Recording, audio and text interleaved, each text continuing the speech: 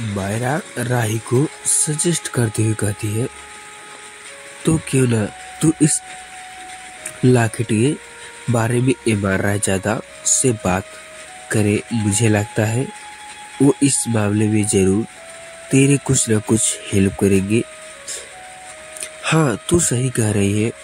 राही हाँ में अपना सिर हिलाते हुए कहती है, लेकिन कबीर मैं बारे में सोचकर ही राही के फेस एक स्माइल आ गई थी जिसे मायरा भाप चुकी थी। मायरा अपना गला साफ करते हुए एक्टिंग करते हुए इशारा करती है जिससे राही अपने सेज में वापस आती है। मायरा राही को छोड़ते हुए कहती है, वैसे तो एमआर रायजादा के साथ कई डेट पर जा रहे हैं।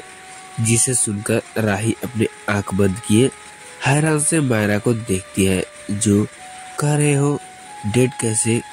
मायरा आगे कहती है, हमारा प्रोजेक्ट के अगली मीटिंग के लिए तो कब एमआर रायजादा से मिल रही है।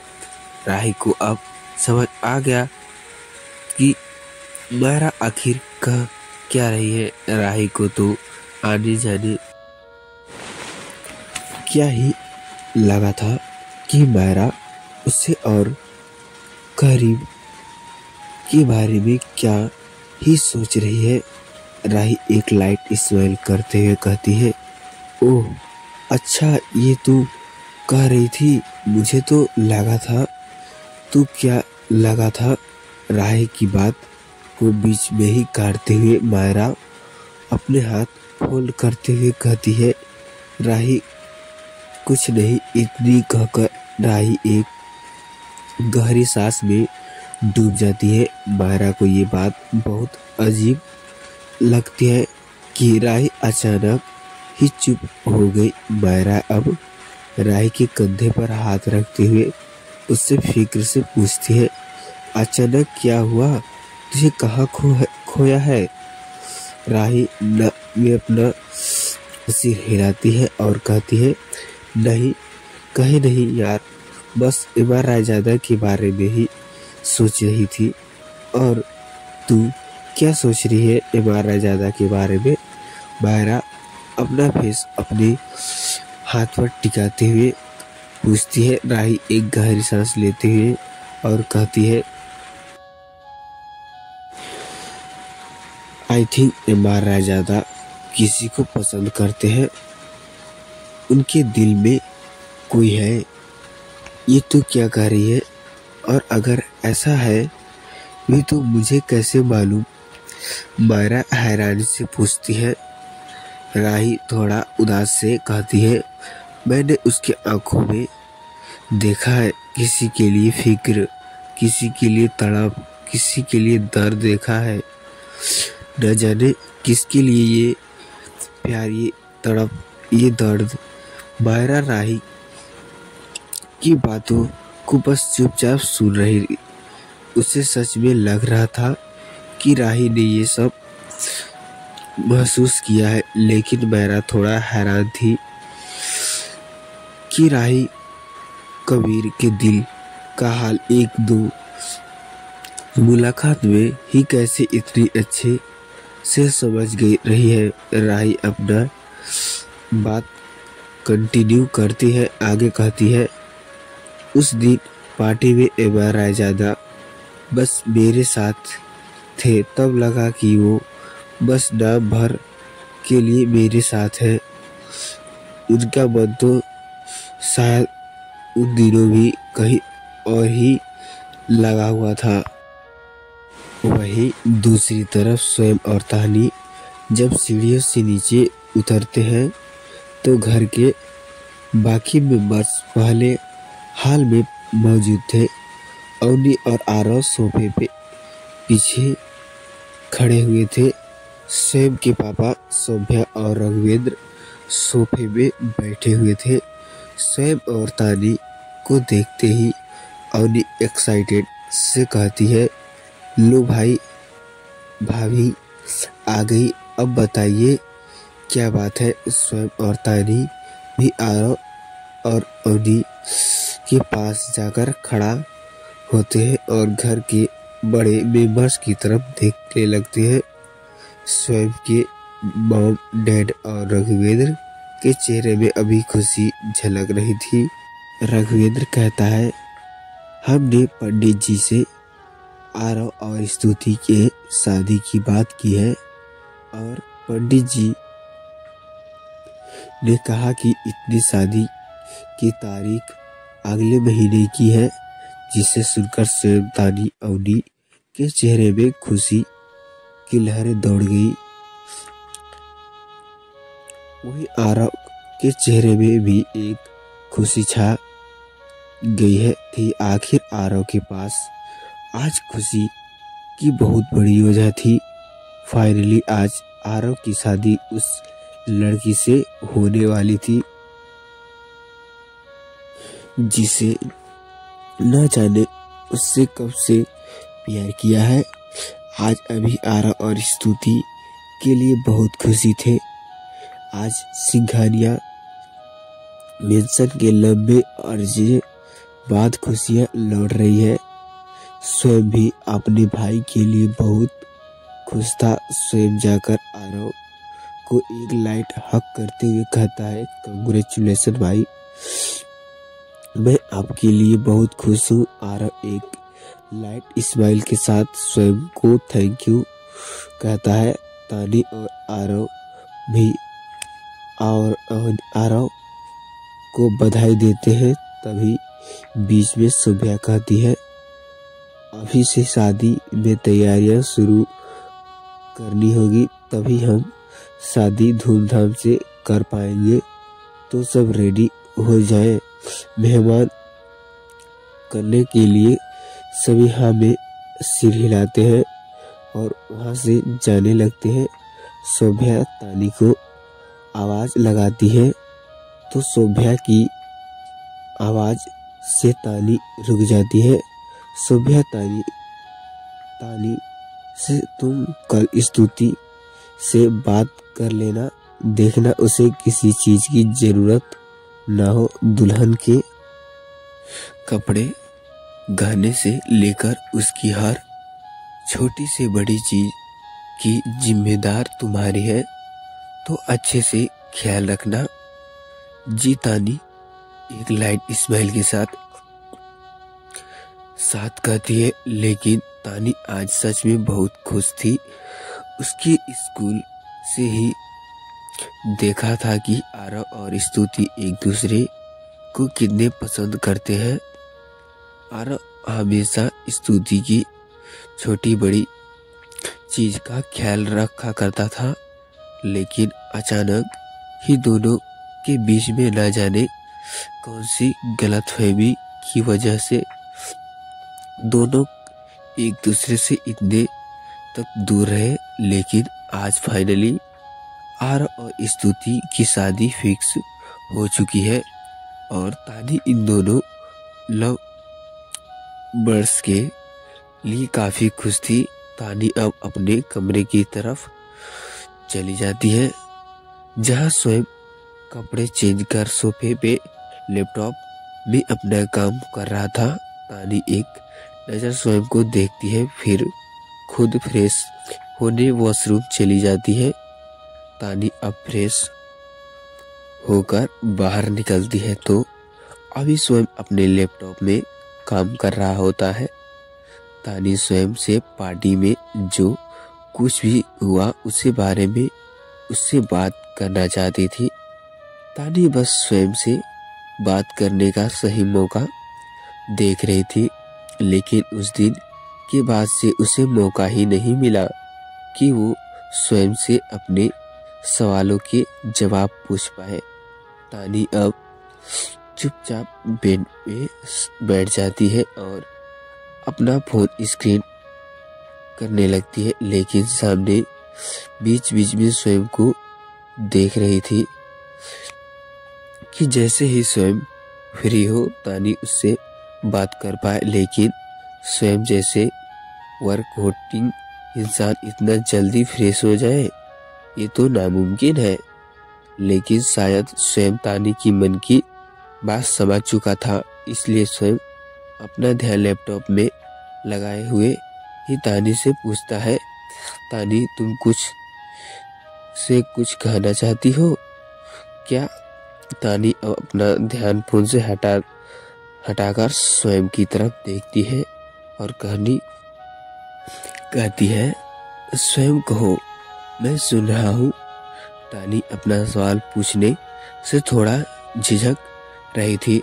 तानी दुविधा में थी कि क्या ये सवाल पूछकर वो सही कर रही है या नहीं। वो इस सवाल से अपनी लाइफ और उलझाना नहीं चाहती थी, इसलिए नर्वसनेस तानी के फेस में साफ झलक रही थी। स्वयं अब लैपटॉप से कुछ सेकंड के लिए अपना ध्यान हटाता है और तानी की तरफ देखता है, जो अभी नीचे जमीन की तरफ देख रही थी।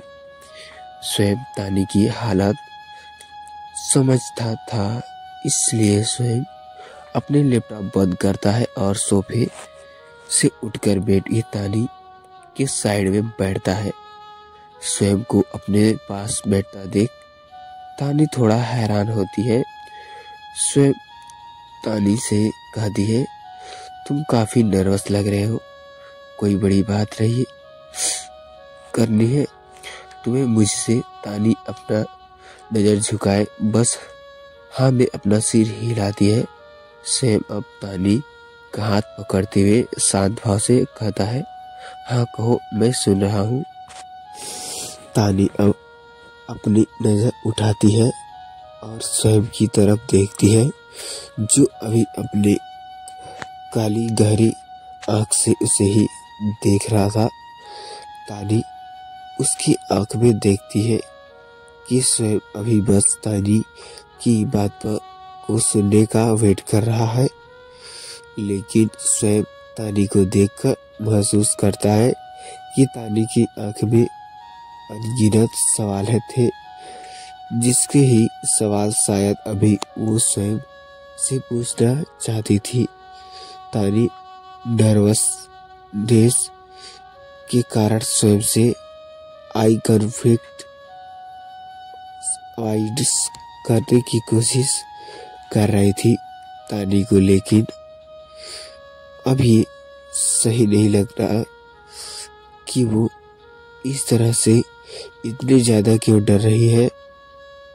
उसे लगता है कि उसे पूरी हक है ये जानने का कि आखिर से अचानक से सब कर क्यों रहा है। आखिर क्या वजह है कि डाइवोर्स के इतनी नजदीक आने के बाद से पूरी दुनिया को ये बता रहा है कि तानी उसकी वाइफ है। अगर ये उस पार्टी में ये सब नहीं कहता तो शायद डाइवोर्स के बाद दोनों के लिए इस शादी से निकलना आसान होता। तानी अपने ख्यालों से हजारों तर्क वितर्क करते हुए बात इस नजदीकी में पहुंची थी कि उसके मन में जो अभी सवाल है उसे उसकी जगह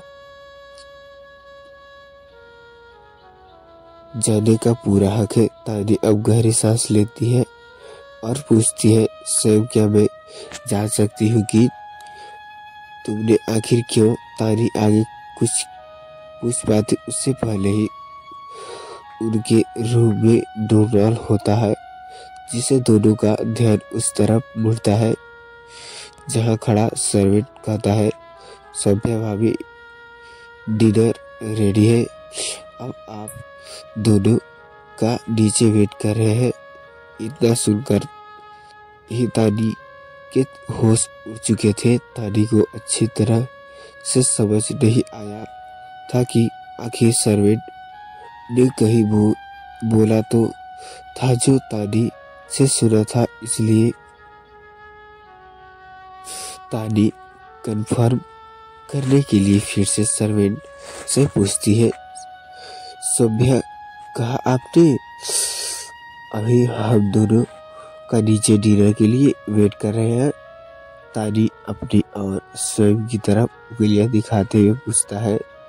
सर्वेंट तानी के लिए सवाल का जवाब दे पाता उससे पहले ही स्वयं सर्वेंट से कहता है, आप चलिए हम दोनों आते हैं। जी अच्छा। सर्वेंट इतना कहकर वहां से निकल जाता है। उसके जाने ही तानी हैरानी और कंफ्यूजन से स्वयं को देखती लगती है। तानी के फेस में अभी पहले से ज्यादा सवाल थे, लेकिन होठ पर एक भी शब्द नहीं थे। तानी अब सच में बहुत ज्यादा अंदर से हिल चुकी थी कि उससे लाइफ में अचानक से हो क्या रहा है। आज उसे अचानक हाथ में डिनर के लिए बुलाया गया है, जो सच में एक अजूबा था।